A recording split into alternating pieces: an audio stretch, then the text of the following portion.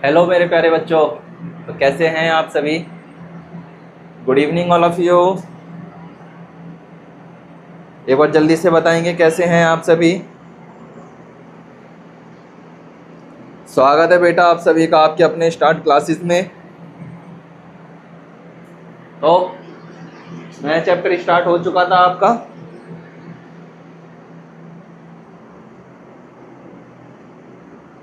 Parameter, area, perimeter and volume. Class start हो जाए फिर उसके बाद आपसे बात करते हैं थोड़ा सा। एक बार ऐप स्टार्ट हो जाए।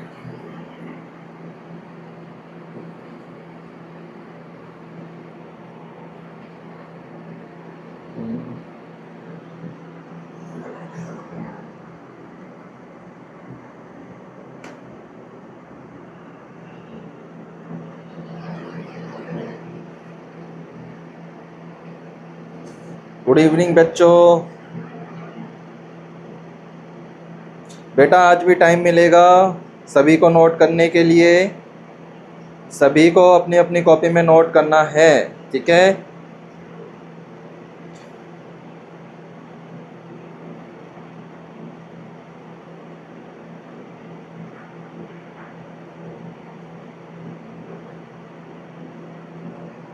बिल्कुल। गुड इवनिंग मेरे प्यारे बच्चों। तो कैसे हैं आप सभी। आप सभी का स्वागत है बेटा। राहुल, अनमोल चौरसिया, जल्दी से बताएंगे कितने बच्चे आते जा रहे हैं। यमन, आदर्श, आर्यन, रिया कुमारी, दिव्यांश, योगेश कुमार, मनीष, अहिरवार, प्रभा, रिया कुमारी, पार्थपाल, नमन, सभी को क्लियर। बिल्कुल बेटा। गुड इवनिंग बच्चों, गुड इवनिंग। सोहम, अंकुश, क्या सभी ने ये कल अच्छे से नोट करा था? से यस या no. Area, perimeter and volume. Area, perimeter and volume. क्या एक बार मुझे बताएंगे बेटा? ठीक है। अगर एग्जाम में इससे रिलेटेड कुछ क्वेश्चंस आता है, क्या आप उसको करने के लिए कैपेबल हैं? से यस या नो, जल्दी से बताएंगे एक बार ना। गुड इवनिंग बेटा, सभी बच्चों को दिल खोल करके गुड इवनिंग है।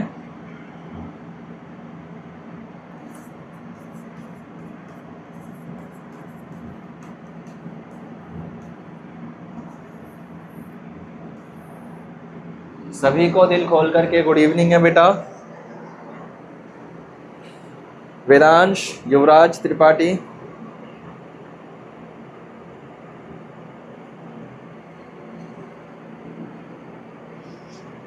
तो निकलो फिर पहली फुर्सत में। वेदांश गुड इवनिंग बेटा।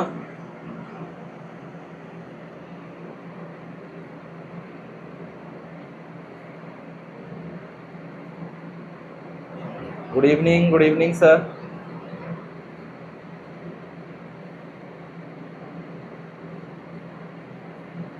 युवराज,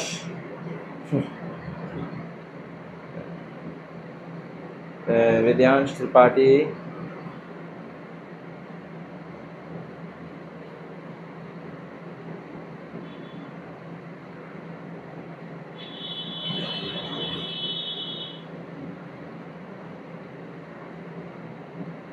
एडिशनल है बेटा जी ये chapter. Aditya Thakur, good evening बेटा, गुड इवनिंग सभी को, गुड इवनिंग।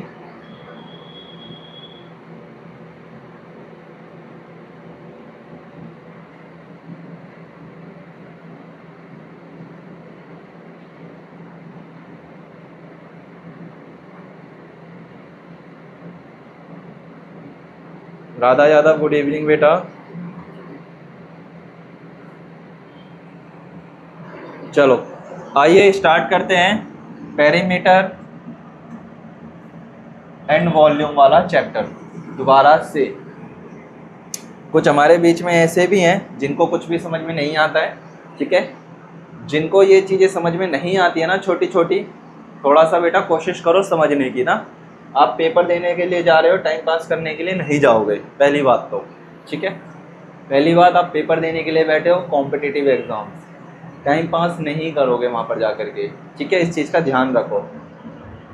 आपका था पहला एरिया। अगर छोटी छोटी बातें भी आपको नहीं समझ में आ रही ना बेटा, तो दिक्कत है आपके साथ, ठीक है, दिक्कत है आपके साथ। अब मैं आपको ये थोड़ी ना बताऊंगा बच्चे हर समय कि कल मैंने चेक करा था 2 प्लस का 2 ऑलवेज 4 ही होगा, 3 प्लस का 1 भी तो ऑलवेज 4 हो सकता है, 5 माइनस 1 भी तो 4 हो सकता है ना। 2 प्लस का 2 ऑलवेज 4 हो जरूरी नहीं होता, ठीक है। ये ऐसे भी क्वेश्चन आ सकते हैं, ध्यान रखो। 2 का स्क्वायर प्लस का 2 का स्क्वायर, देन क्या करोगे? बुद्धि को खोलो, अपने समझने की कोशिश को करो सारे के सारे बच्चे, ठीक है। चलो आइए, कल क्या करा था हमने? एरिया देखा था। एरिया का क्या होता है ध्यान से समझेंगे। सारी चीज़ें आपके पास व्हाइट बोर्ड पे लिखी है, आपको बस देखना है और क्वेश्चन करने की कोशिश, प्रैक्टिस करनी है। The measure of the region inside the shape is called its area, ठीक है। किसी भी क्या था, किसी आकृति के अंदर के भाग के माप का क्षेत्रफल कहलाते हैं। भाग के माप को क्या कहते हैं? क्षेत्रफल कहते हैं। ये आपके इसके क्या थे? फॉर्मूलाज थे। आगे बढ़ते हैं, ठीक है। किसी आकृति की सीमा का कुल लंबाई परिमाप कहलाती है। क्या कहलाता है? पेरीमीटर में क्या था? किसी भी आकृति के बाहर के क्षेत्र को मेजर करना, ठीक है। क्या कहा? हम किसी भी शेप के आउटर लाइन को मेजर करते हैं तो वो आपका पेरीमीटर कहलाता है। क्या कहा? बाहर की शेप को मेजर करना पेरीमीटर कहलाता है। जैसे क्या? सपोज दैट ये स्क्वायर है, स्क्वायर के मैं एरियाज को कवर करता हूँ। ये 4 है, ये 3 मान लेते हैं, सेम 3, ये भी 4, तो 4 प्लस का 4 प्लस का 3 प्लस का 3, तो 4 4 8 हो जाएगा। इन दोनों का ऐड कर लेंगे तो 6 हो जाएगा, और इन दोनों का ऐड कर लेंगे तो 14 हो जाएगा। तो इस स्क्वायर का जो पूरा एरिया है वो टोटल कितना है? 14 है पेरीमीटर के बेसिस पे। सेम इसी तरीके से रेक्टेंगल है, रेक्टेंगल के अंदर होता है 2l प्लस का b। ये बातें मैं आपको कल बता चुका था, ठीक है। अब जिनके बुद्धि में नहीं घुसता तो उनका तो हम कुछ कह ही नहीं सकते, है ना। आओ आगे बढ़ते हैं, ठीक है। क्या कहते हैं? 2 ब्रैकेट का l प्लस का b, 2 ब्रैकेट का l प्लस का b। सपोज दैट ये लाइन इस वाली लाइन के इक्वल है, ये वाले लाइन इस वाली लाइन के इक्वल है, ठीक है। ये है आपका एक सर्कल। सर्कल का जो सर्कमफेरेंस होता है, क्या कहा मैंने? It's a circle that is a circle circumference is a called 2 pi r, ठीक है। सर्कमफेरेंस कितना होता है सर्कल का? पेरीमीटर में देखा जाए तो सर्कल का सर्कमफेरेंस होता है 2 पाई r। आओ आगे बढ़ते हैं। देन था वॉल्यूम। वॉल्यूम में हमने क्या क्या करा था ये चीज़ देखेंगे। किसी वस्तु के अंदर कितनी जगह होती है, किसी भी चीज़ के अंदर कितना स्पेस होता है, या किसी भी शेप्स के अंदर कितना स्पेस होता है, ठीक है। अब जैसे एक पानी की बोतल है, पानी का गिलास है, उसके अंदर कितना शेप है, ठीक है, उसे आयत कहते हैं, सॉरी उसे आयतन कहते हैं, वॉल्यूम कहते हैं। यह केवल त्रिव्यामी 3D डायमेंशनल्स होते हैं। कैसे होते हैं बेटा? 3D डायमेंशनल्स। देख सकते हो यहाँ पर क्यूब ये दिया हुआ है, क्यूबॉइड आपका यहाँ पर दिया हुआ है। अभी भी बता दे रहा हूँ, कोई छोटा मोटा एग्जाम नहीं देने जा रहे हो आप, नवोदय की प्रिपरेशन कर रहे हो, पेपर देना है आपको। पेपर में जा कर के टाइम पास नहीं करना। आपसे ये नहीं पूछा जाएगा बेटा कि ABCDE और F इनको फिल करो, ये चीज़ नहीं पूछा जाएगा आपसे कि स्पेस में क्या आएगा, ठीक है, ये चीज़ नहीं पूछा जाएगा, समझे बेटा। इसीलिए क्वेश्चंस हार्ड है, चैप्टर हार्ड है, 4 बार क्लास करो, जो आपसे पहले के बच्चे थे वो कितने बैच थे मुझे पता है, उन्होंने अधिकतर कम से कम 70% स्टूडेंट्स ने क्या लिया है, सिलेक्शन लिया है पूरा का पूरा। इसी बेस पे, इसी मेथड से, इसी कॉन्सिस्टेंसी के हिसाब से वो पढ़े थे, समझे।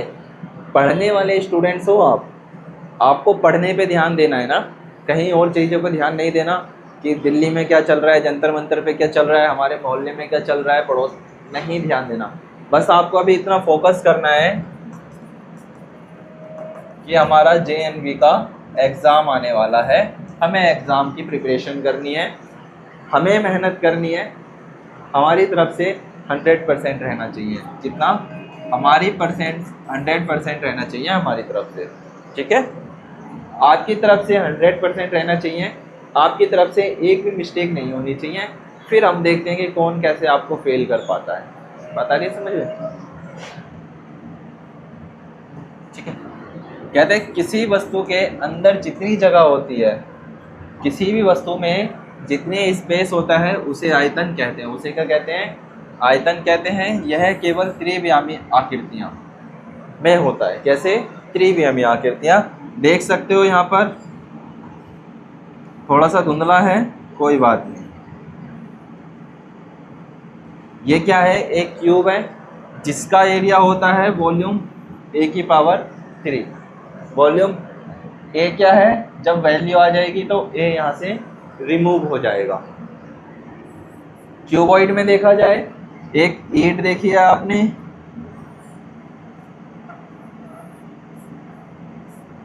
ठीक है। इसके अंदर 3 चीजें होती है, L × B × H, ठीक है। L का मतलब लेंथ होता है, ब्रेड्थ होता है और हाइट होता है। आगे बढ़ते हैं, ध्यान से देखेंगे। ये आपकी कुछ और शेप्स थी बेटा।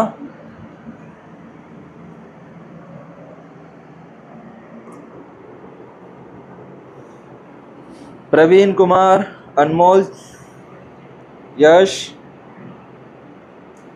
बेटा अभी भी मैं आपको कह रहा हूँ, ध्यान से सुन लेंगे मेरी बातों को। ये जो कमेंट्स में कमेंट्स लिखने बैठ जाते हो ना, क्लास ना समझ करके मत करा करो। मैं अभी भी कह दे रहा हूँ, कमेंट्स में इतना ज़्यादा देखता नहीं हूँ, क्योंकि क्लास पे ज़्यादा फोकस रखा करो। फ़ोन को ऐसे की जगह पर ना ऐसे रख करके, फ़ोन को ऐसे मत रखा करो, फ़ोन को ऐसे रखा करो, ठीक है, ताकि स्क्रीन नज़र आए ना कि कमेंट्स नज़र आए। बात आई समझ में? सभी बच्चों के लिए कह रहा हूँ, पढ़ने वाले बच्चे बिल्कुल भी ध्यान नहीं देते हैं इन सारी चीज़ों पर, ठीक है। पढ़ने वाले बच्चे अभी भी ध्यान नहीं देते हैं इन सारी चीज़ों पर, वो इग्नोर मारते हैं। जो केवल टाइम पास करते हैं वही इन सब चीज़ों पे ध्यान देते हैं कि कमेंट्स में क्या चल रहा है, उसमें क्या चल रहा है, यहाँ क्या चल रहा है। नहीं करना कुछ भी, हमारा सिर्फ मकसद एग्ज़ाम पे है। अपनी प्रिपरेशन पे ध्यान लगाओ, किसी और चीज़ पे नहीं, ठीक है बेटा। कौन क्या होता है ज़रा ध्यान से समझेंगे। कौन जो आपके बर्थडे की कैप होती है, इसमें क्या होता है बेटा, एक सर्कल होता है और एक ऊपर ट्रायंगल होता है। तो इसकी जो ये हाइट होती है लेटी हुई, इसे स्लैंट हाइट कहते हैं। क्या कहते हैं इसे? स्लैंट हाइट कहते हैं। हिंदी में कहते हैं इसको तिर्यक रेखा।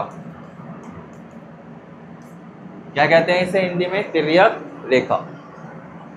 इसकी जो वॉल्यूम होता है क्या होता है फॉर्मूले के हिसाब से?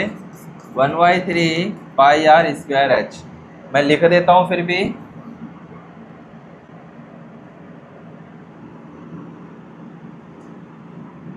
One by 3 πr²h। अब आ जाओ सिलेंडर पे। सिलेंडर में क्या होता है?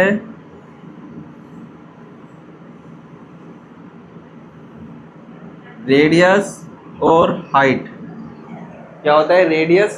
रेडियस पता होगा, इसका वॉल्यूम होता है πr²h। क्या होता है इसका? πr²h। सिलेंडर का फॉर्मूला वॉल्यूम में याद रखोगे। आप कहोगे सर ये फॉर्मूले कहाँ यूज़ होंगे? बेटा यूज़ होंगे जब हम इनके क्वेश्चंस करने लगेंगे ना, तब आपको समझ में आएगा कि ये क्यों इम्पोर्टेंट है। बता रही समझ में? जब एग्ज़ाम में आएगा तब आपको समझ में आएगा कि क्यों इम्पोर्टेंट है। स्फीयर क्या चीज़ मेरे बच्चे? स्फीयर का मतलब क्या होता है? एक पूरा गोला जिसके अंदर एक रेडियस अवेलेबल होता है, ठीक है। स्फीयर का फॉर्मूला होता है 4/3 पाई आर क्यूब। ठीक है। देन आता है हेमिस्फीयर। हेमिस्फीयर का मतलब होता है अर्धगोला। कल भी बताया था, ध्यान देंगे। अर्धगोला मतलब जैसे कि आपके घर में खाने वाली कटोरी, इसका फॉर्मूला होता है 2/3 पाई आर क्यूब। ठीक है, चलो इसको नोट करो जल्दी से।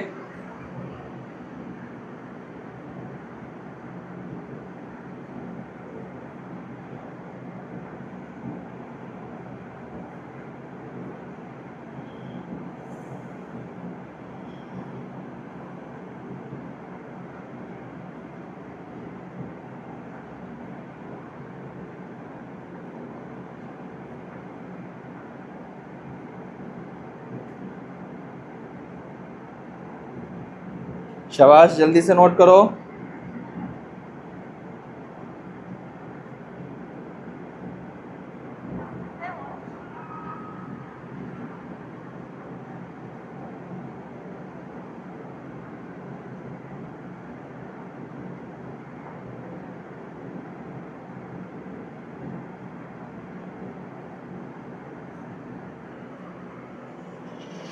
शाबाश, जल्दी से नोट करो। गुड इवनिंग बेटा।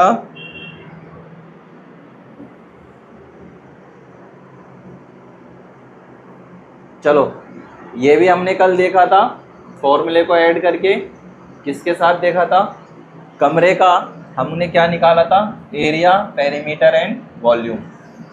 क्या निकाला था हमने? एक रूम दिया हुआ था हमको, हमने इसकी तीनों चीज़ फाइंड करके देखी थी। एरिया कैसे निकालेंगे, वॉल्यूम कैसे निकालेंगे, और इसका पेरीमीटर कैसे निकालेंगे।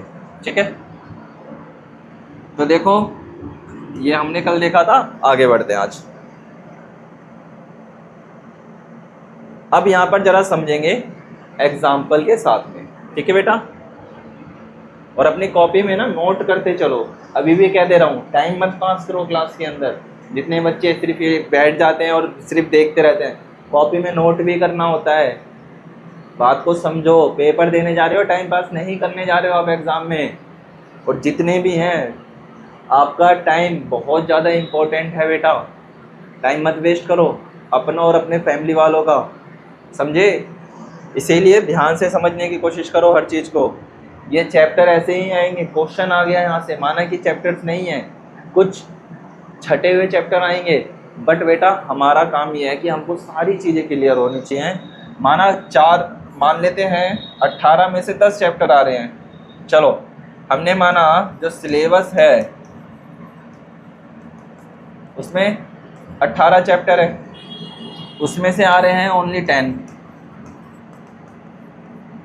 कोई बात नहीं, क्या सिर्फ ये आपको 8 चैप्टर ऐसे ही छोड़ देने चाहिए? हर एक चैप्टर का आपस में लिंक है, इस चीज़ का ध्यान रखो। हर एक चैप्टर का आपस में लिंक है, हर एक चैप्टर आपको आना चाहिए। ठीक है, इसीलिए सारे चैप्टर आपको कराए जाएंगे, टेंशन ना लो।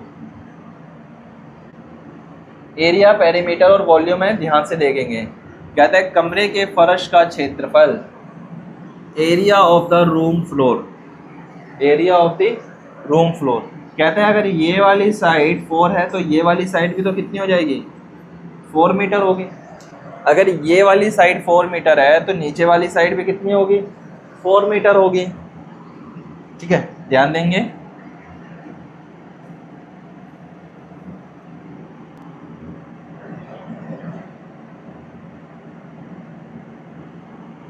ध्यान दो, कहता है अगर सपोज दैट ये वाली लाइन भी आपकी 4 मीटर ही होगी और ये वाली लाइन भी आपकी 5 मीटर होगी। कितने मीटर? 4 metre, 5 metre. ठीक है, यह फर्श का क्षेत्रफल होता है, यानी कमरे के नीचे के भागों की जगह।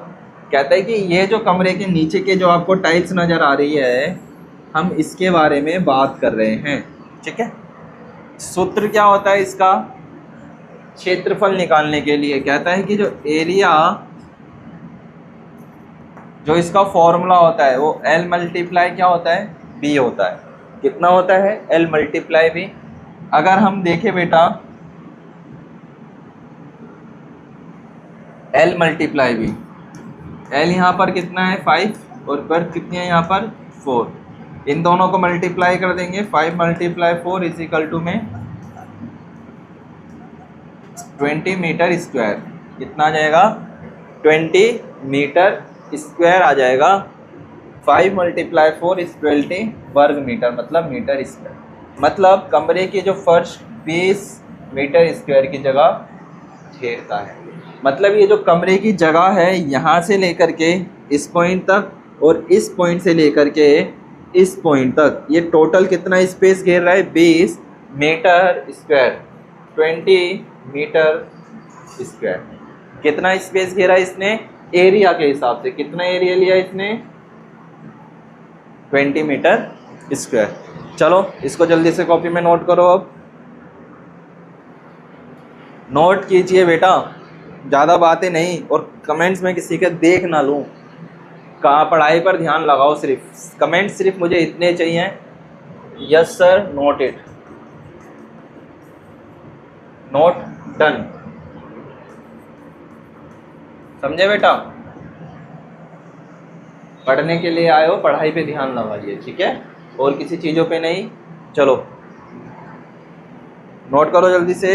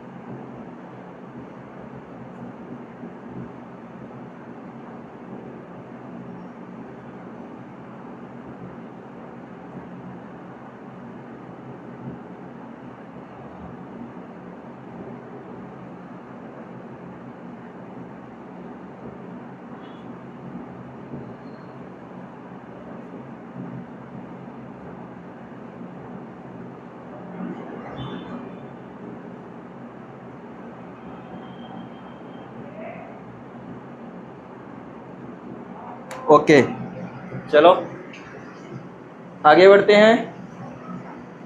अभी तो बेटा रुक जाओ, बहुत चीजें हैं बच्चे। अब आ जाओ, कमरे का फर्श का पेरीमीटर निकालना है। क्या निकालना है? पेरीमीटर कहते हैं कमरे के फर्श की परिमाप, perimeter of the room floor. Perimeter, अब बताना जरा पेरीमीटर क्या होता है, बताओ पेरीमीटर क्या होता है। पता ही नहीं है पेरीमीटर क्या होता है।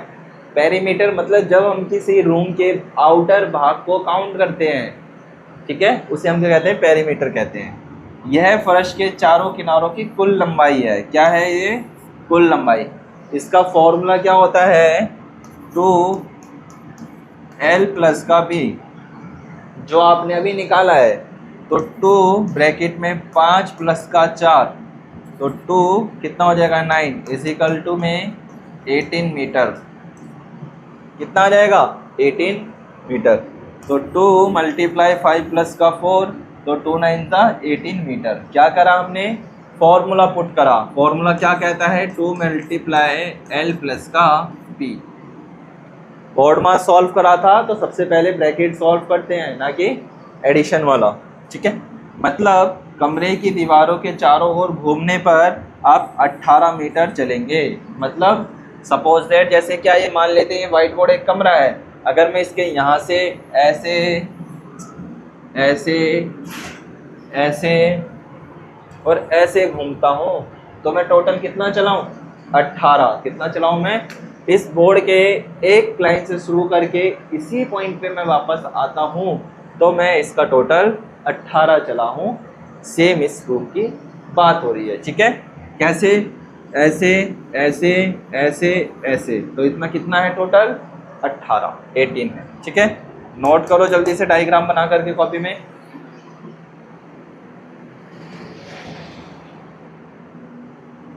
जल्दी करो, शाबाश।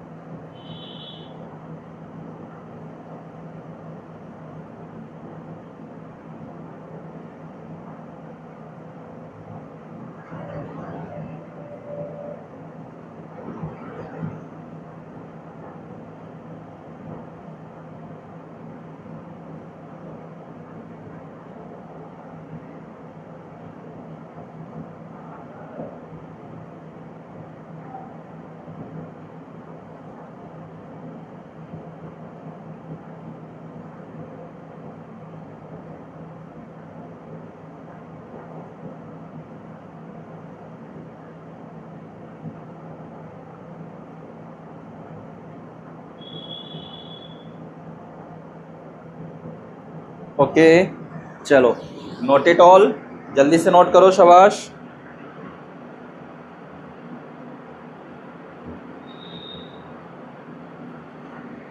जल्दी से करेंगे, शाबाश बेटा।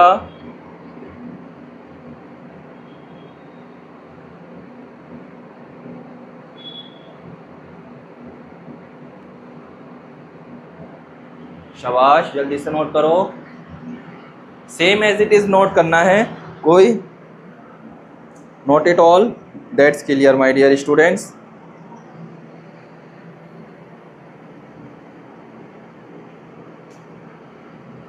आयुष, जल्दी से नोट करो भाई सभी के सारे। ठीक है, रुपेश कुमार, अच्छा ये वाली चीज क्लियर है। पहले हमने एरिया निकालना सीखा था। पहले में एरिया के फॉर्मूला क्या लगाया था? एरिया का फॉर्मूला क्या लगाया था? जल्दी बताओ। L मल्टीप्लाई,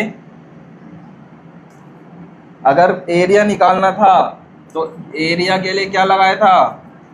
L मल्टीप्लाई भी 5 मल्टीप्लाई 4, तो कितना होता है? 20 मीटर स्क्वायर।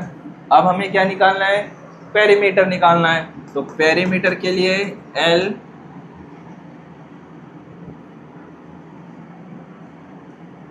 2 ब्रैकेट का L प्लस का भी 2, 5 प्लस का 4, 2 मल्टीप्लाई 9, तो कितना आ जाएगा? 18 मीटर। लो, ये दोनों चीज़ें हमने अभी पढ़ी, एक एरिया और एक पेरीमीटर, एरिया और पेरीमीटर। ठीक है, आगे जा रहा हूँ, ध्यान रखेंगे, आगे चलते हैं, ध्यान से देखेंगे। अब निकालेंगे सेम कमरे का वॉल्यूम। क्या निकालेंगे? सेम कमरे का वॉल्यूम। कहता है area, perimeter and volume of a room. कहता है कमरे का आयतन यह कमरे के अंदर की कुल जगह को दिखाता है, यानी उसमें कितनी हवा या वस्तुएं रखी जा सकती है। जैसे कि आपके घर के अंदर एक जो खाली कमरा है उसके अंदर कितनी चीज़ें आप रख सकते हो। ठीक है, तो इसके लिए क्या होता है? L multiply B multiply H। ठीक है, ये जो तीन चीज़ें आपको दे रखी है, 3 मल्टीप्लाई 5 मल्टीप्लाई 4, इन तीनों को आप क्या कर दो बेटा? मल्टीप्लाई कर दो। तो क्या हो जाएगा? 5 3 जा 15, 15 4 जा 60, तो आ जाएगा 60 मीटर क्यूबिक। क्यूबिक क्यों लगाया? क्योंकि हमारे पास एक 3 मीटर है, एक 5 मीटर है और एक 4 मीटर है। जब आप इन तीनों को मल्टीप्लाई कर लोगे तो 16 मीटर क्यूब आ जाएगा। ठीक है, कितना आ जाएगा? पावर 3 हो जाएगी। ठीक है, मतलब कमरे के अंदर कुल 60 घन मीटर जगह है। कितने मीटर जगह है? 60 घन मीटर जगह है। चलो इसको भी नोट करो जल्दी से। That's clear.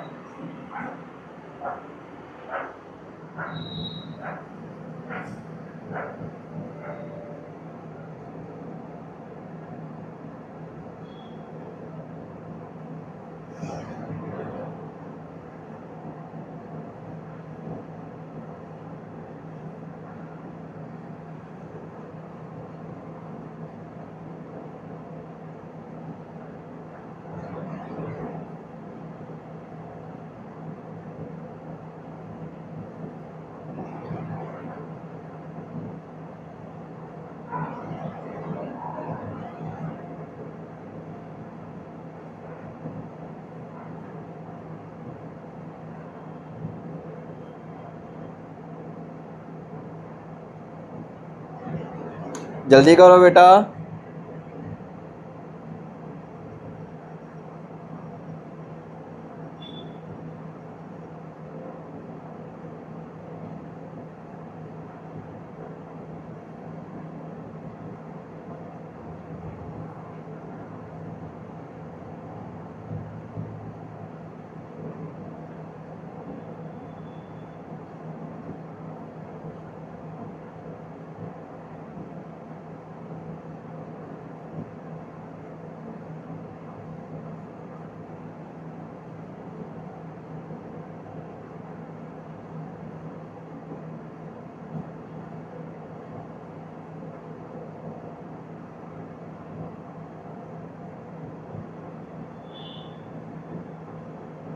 चलो शाबाश, जल्दी से करेंगे।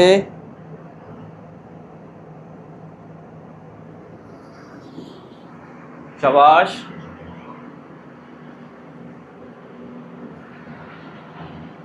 That's clear.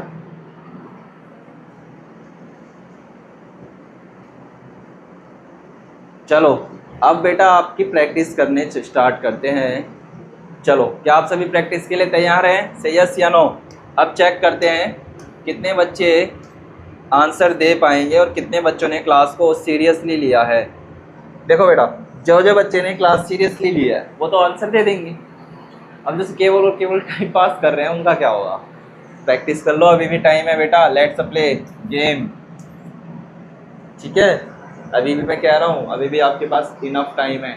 टाइम वेस्ट करने की जगह, एक दूसरे को कॉम्प्लीमेंट देने की जगह पढ़ाई पे ध्यान लगा लो। ठीक है, और समझने वाले बच्चे समझ रहे होंगे जिनको मैं कहना चाह रहा हूँ। चलो भाई, क्वेश्चन के आंसर दो आप सभी, मैं नहीं करवाऊँगा।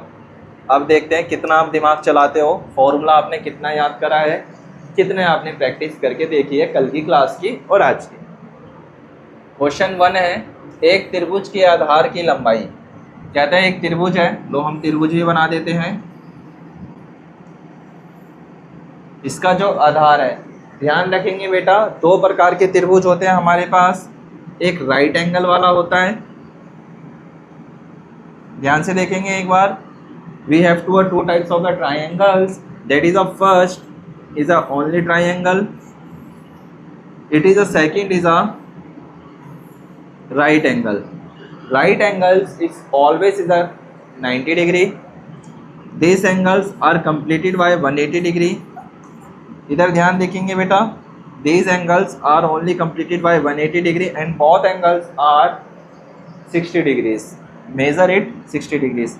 Suppose that x, x and x. So now we find the values of x. So we have to have 3x. x plus का x is equal to में 180 degree. We find out a single one value. So 3x is equal to में मैं pen change कर लेता हूँ, ध्यान से समझेंगे। x प्लस का x इज इक्वल टू में 180 डिग्री। याद कर लो, मैंने आपको बताया था समपूरक कितने डिग्री का होता है?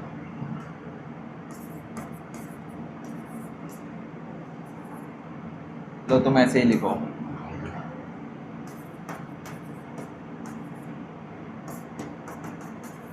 एक 180 और पूरक 90 डिग्री। तो हमें कहाँ से लेना है? समपूरक से लेंगे। तो 3x इज इक्वल टू में 180 डिग्री, तो x बाहर जाएगा 180 डिग्री अपॉन का 3, तो कट कर लेंगे तो आ जाएगी हमारे पास 60 डिग्री। तो एक एक्स कितने का आ गया, 60 डिग्री का।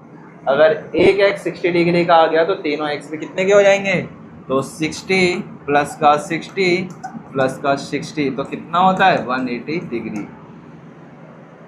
कितना हो जाएगा 180 डिग्री। और ये चीज ध्यान रखना, ये जो राइट एंगल होता है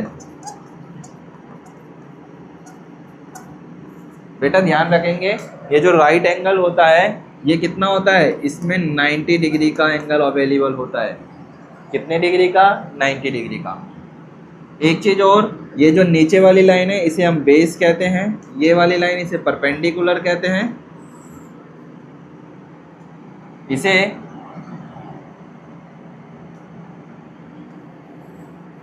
हिंदी में लिख देता हूं, ध्यान देंगे। देखेंगे यहाँ पर ऐसे ऐसे ऐसे, ठीक है। ये है आपका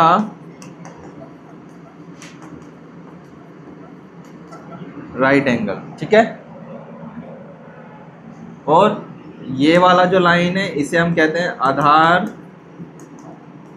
ये जो लाइन है इसे कहते हैं हम लंब, ये वाली जो लाइन है इसे कहते हैं कर्ण। क्या कहते हैं इसे, कर्ण, आधार और लंब। अब क्वेश्चन देखो क्या कह रहा है, कहता है एक त्रिभुज के आधार का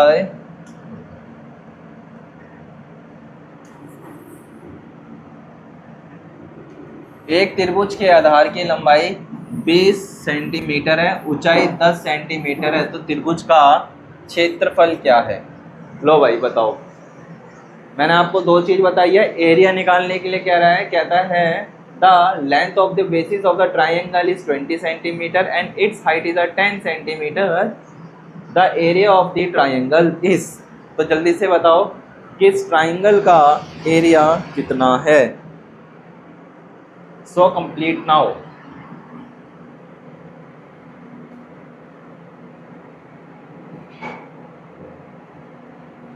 जल्दी से बताएंगे सभी बच्चे।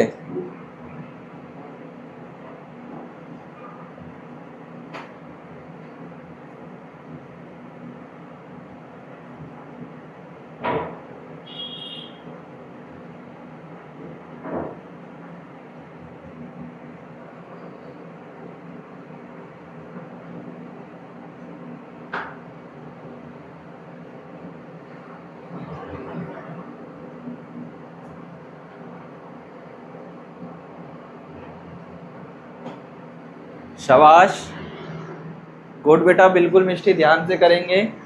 मैंने इरेज कर दिया है ताकि हम करवा सके। देखो यहाँ पर क्या कहता है, एक त्रिभुज के आधार की लंबाई 20 सेंटीमीटर है तथा ऊंचाई 10 सेंटीमीटर है। तो फॉर्मूला क्या था, एरिया का L मल्टीप्लाई बी। तो L कितना है 20 और B है 10, इन दोनों को आपस में मल्टीप्लाई कर दो, 20 मल्टीप्लाई 10 तो कितना हो जाएगा 200 सेंटीमीटर स्क्वायर। क्या 200 सेंटीमीटर स्क्वायर है हमारे पास ऑप्शन नंबर ए में। किसमें, ऑप्शन नंबर ए में। तो इस बेसिस पे हमारा ऑप्शन कौन सा हो जाएगा, ए एकदम राइट हो जाएगा। तो जल्दी से नोट करो इसको अपनी कॉपी के अंदर, शाबाश।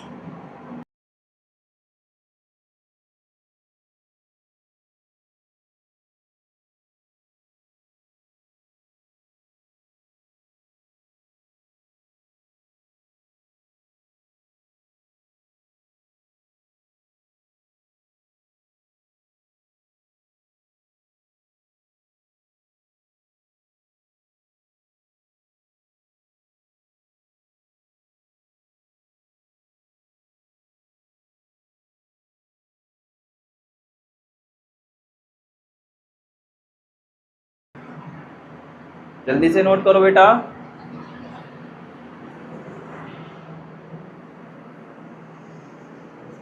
दोबारा समझो क्या कहा, एरिया वाला फॉर्मूला लगाना था, गलत नहीं करा करो। एरिया मतलब क्षेत्रफल। क्षेत्रफल का फॉर्मूला क्या होता है, लंबाई दे रखी है गुणा में ऊंचाई दे रखी है,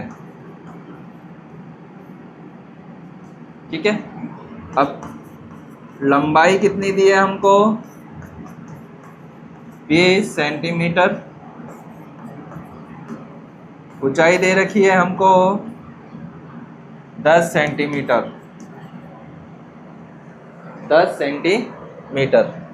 तब क्या करेंगे, दोनों को गुणा कर देंगे, तो 20 गुना में 10 तो कितना हो जाएगा, ध्यान से देखेंगे, 20 सेंटीमीटर गुना में 10 सेंटीमीटर, तो ये हो जाएगा 200 सेंटीमीटर स्क्वायर।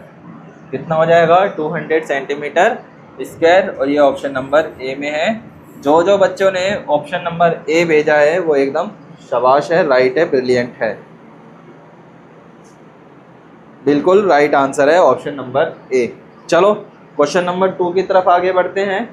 क्वेश्चन पढ़ेंगे पहले, देन उसके बाद इसका आंसर देंगे। क्वेश्चन क्या कह रहा है, देखेंगे प्यार से क्वेश्चन को। एक आयत की लंबाई चौड़ाई से 10 मीटर अधिक है। क्या कहता है, एक आयत की लंबाई, एक आयत है, आयत आप पता है क्या होता है, इस तरीके का, इस तरीके को हम क्या कहते हैं, आयत कहते हैं।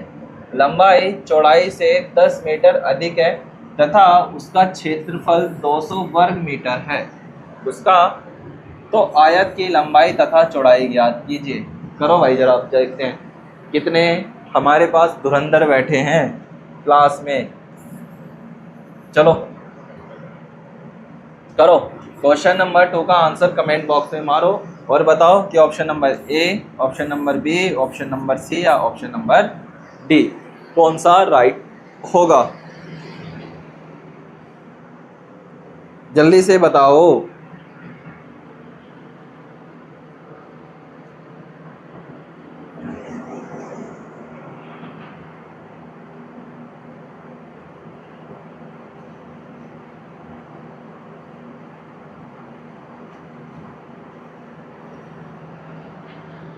जल्दी से बताओ कौन सा ऑप्शन करेक्ट होगा, option number A, option number B, option number C या ऑप्शन नंबर डी। चलो जल्दी से दिखाओ।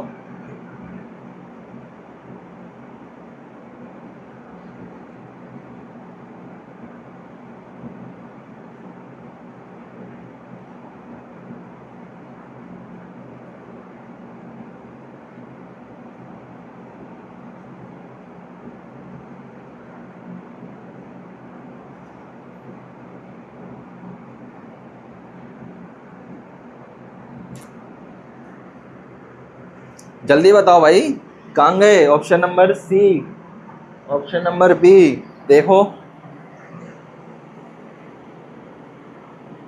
बिल्कुल राइट जा रहे हो, क्या बात है, ऑप्शन नंबर ए बिल्कुल राइट है बेटा, ऑप्शन नंबर ए। अब जल्दी से बताओ कि कैसे आपने इसको सॉल्व करा, ऑप्शन नंबर ए वाले बिल्कुल राइट जा रहे हैं बच्चे, ठीक है।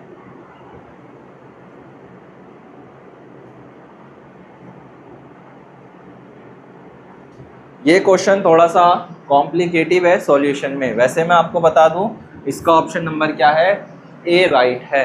क्या राइट है, ऑप्शन नंबर ए इसका राइट है, ओके। इसके लिए मैं व्हाइट बोर्ड ओपन करूंगा, ध्यान से देखेंगे। एक और क्वेश्चन देखेंगे, क्या कहता है, एक आयत की लंबाई चौड़ाई से 10 अधिक है, तो x प्लस का 10 और एक x लेंगे। तो मैं व्हाइट बोर्ड ओपन कर रहा हूं, ध्यान देखेंगे।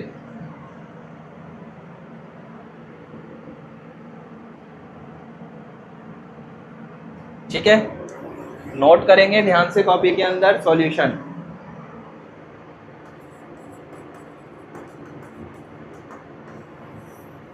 क्वेश्चन क्या कह रहा था, चौड़ाई से 10 अधिक है, हमको जो उसके 200 क्षेत्रफल दे रखा है इजिकल टू में x प्लस का 10 और x। अब इनको क्या करेंगे, आपस में मल्टीप्लाई करेंगे, इसको इससे मल्टीप्लाई करेंगे, देन इसको इससे मल्टीप्लाई करेंगे, तब क्या हो जाएगा 200 इज इक्वल टू में एक्स स्क्वायर प्लस का 10x। ठीक है, ध्यान से समझेंगे बेटा। मैं इसको क्वेश्चन को कल एक बार और करवाऊंगा क्योंकि x 10x हो गया। ठीक है, अब इसको क्या करेंगे, समीकरण बनाएंगे। समीकरण तो क्या बन जाएगा, एक्स स्क्वायर प्लस का 10x प्लस का 200 इज इक्वल टू में 0। इतनी बात क्लियर। अब बेटा इस समीकरण को क्या करेंगे, सॉल्व करेंगे। अब यहाँ पर ध्यान देंगे, कहता है अगर x को लास्ट वाला नंबर कितना है सर 200 मल्टीप्लाई 1 इज 200। क्या करना है बेटा, ध्यान से सुनेंगे। कहता है इनको मल्टीप्लाई करने पे हमें 200 मिलता है। कहता है कि मल्टीप्लाई करने पे 200 आना चाहिए। ध्यान से सुनेंगे, कहते हैं मल्टीप्लाई करने पे 200 आना चाहिए, प्लस या माइनस करने पे आपके पास बीच की वैल्यू 10 आनी चाहिए। कितनी आनी चाहिए, 10 आनी चाहिए। तो बस क्या करेंगे, अगर मैं बेटा 20 मल्टीप्लाई 10 करता हूँ तो मेरे पास आता है 200, और 20 माइनस का 10 करता हूँ तो मेरे पास आता है 10। क्या कहा, 20 मल्टीप्लाई 10 करता हूँ तो 200 आता है जो हमारे पास यहाँ पर है, और 20 माइनस 10 करता हूँ तो मेरे पास 10 निकल के आता है। 10 अब इसको क्या करेंगे बेटा, सॉल्व करेंगे। ठीक है, तो लिख लेंगे माइनस कराए। क्या ये वाली बात समझ में आई जो मैंने अभी आपको बोला, जल्दी से बताओ ये वाली बात। यस सर, ठीक है, ध्यान से समझेंगे। बताओ बेटा दिवांश, ठीक है। एक्स स्क्वायर प्लस का 20x माइनस का 10x प्लस का 200। ठीक है, अब देखो बेटा एक इक्वेशन ये बन गई, एक इक्वेशन ये वाली बन गई है हमारे पास। ठीक है, ये वाली बन गई है। अब इसको सॉल्व करेंगे। इन दोनों में क्या चीज़ कॉमन है सर, इसके पास x है, इसके पास x है, तो x कॉमन हो जाएगा। इसके पास 2 थे तो एक x बाहर आ गया, तो x से x कट जाएगा सर, x से x कट जाएगा तो यहाँ पर आ जाएगा डायरेक्ट 20। कितना आ जाएगा, डायरेक्ट 20 आ जाएगा। क्या ये वाली बात क्लियर सर? अब यहाँ पर से इन दोनों में क्या चीज़ कॉमन है सर, इसके पास x नहीं है, इसके पास x है सर, इसमें है माइनस का 10। माइनस का 10, माइनस से माइनस कट जाएगा, डिवाइड करने पे बचेगा ओनली x। ठीक है, क्या ये वाली बात क्लियर है? से यस या नो बताओ, से यस या नो। एक सेकेंड ना,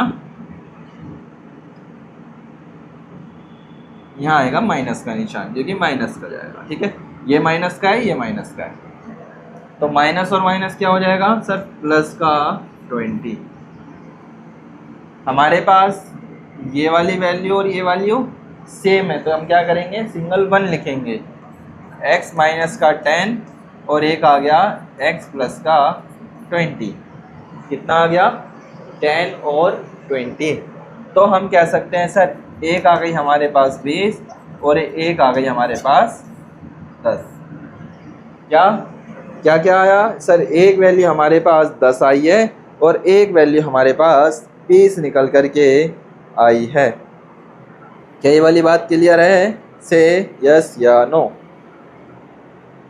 ओके, ठीक है, हम ऐसे भी कर सकते हैं। ठीक है, इसको कल हम एक बार दोबारा देखेंगे, सेम क्वेश्चन को मैं करवाऊंगा कल। ठीक है, आज के लिए इतना ही रखेंगे। इस क्वेश्चन को सिर्फ आपको अपनी कॉपी में अभी नोट करना है। क्या करना है? नोट करना है। ठीक है बेटा, ओके। तो आज के लिए इतना ही करते हैं, बाकी के जो है हम कल की क्लास में अपना कंप्लीट करेंगे। ठीक है, तो आज के लिए इतना ही, बाकी करते हैं फिर कल। Okay, thank you and bye.